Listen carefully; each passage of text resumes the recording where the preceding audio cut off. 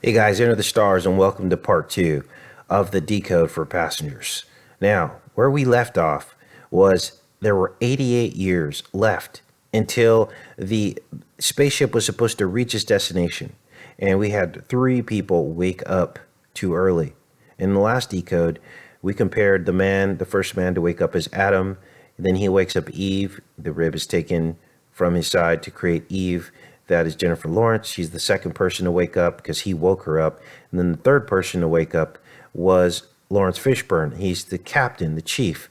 And he wakes up, and basically at that point, a tree is planted.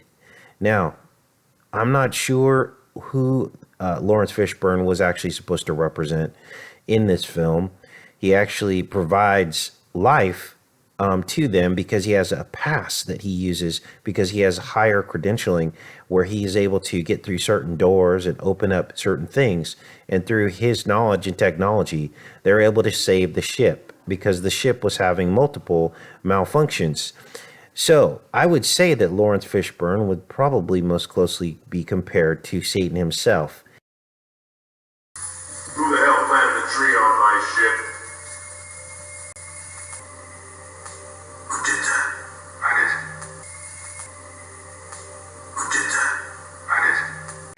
Now, it's interesting because there are all these matrix type of elements within this film. In fact, they have the honeycomb cube, which is in the background of all of these set backgrounds. We see honeycombs everywhere, all throughout the ship and all the background, honeycomb matrix cubes everywhere. And so this is supposed to represent the matrix. When we're born into this reality, we're born into the prison matrix. And I showed you guys how the cross-section of the lens of the eye, as well as the lining wall of the eye, looks exactly like a honeycomb matrix. It is a honeycomb pattern of hexagonal cubes, which is the matrix that we are born into. So now that you understand all of the honeycomb references, now you understand why they cast Lawrence Fishburne from the Matrix films into this role. He is supposed to represent the Matrix, the captain of the ship, right? That's exactly what's going on here.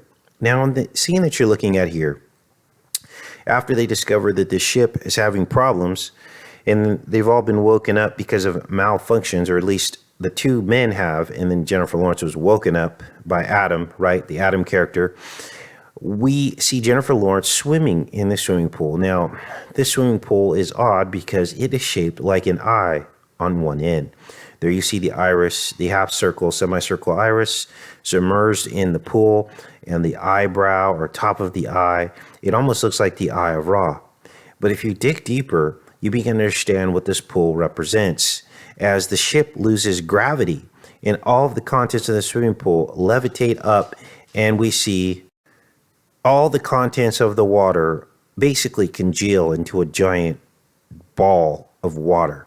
This represents the vitreous humor of the eye.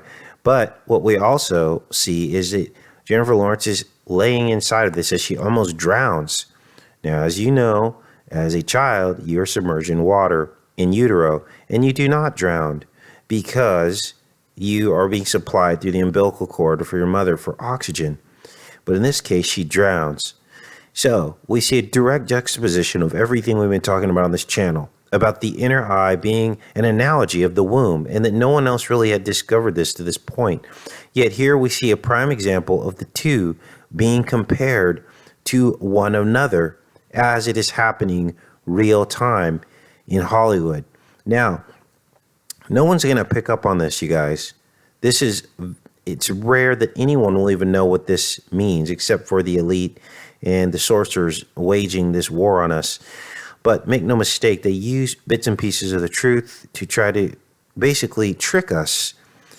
They know that people are waking up. They know that we're discovering these biblical truths, and they know that they're going to have to find a way to deceive us away from it. And this is what they try to do when they show these little bits of truth, and then they basically submerge it in lies and manipulation. Now, why are we looking at these things? Why are we decoding the matrix? because it is all around us, you guys. This is a seemingly innocuous film.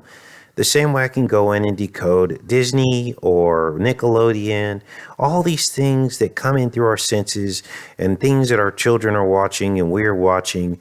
Sounds like a romantic sci-fi film, and this is why we need to pull this apart and look at the deception.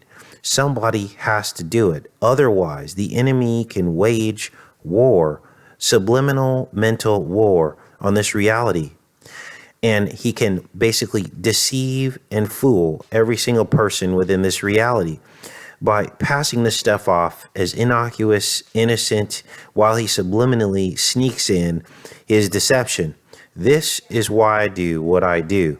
Now, at the end of the film, the tree that was planted in the garden, right, grows up to this majestic tree as all of the passengers make it to the new planet because of the sacrifice of the captain and his technology and ability to maintain the Matrix ship.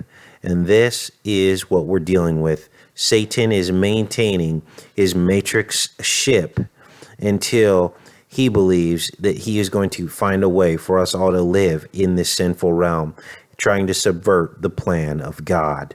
And this is what this film is about, you guys. Take care and be safe.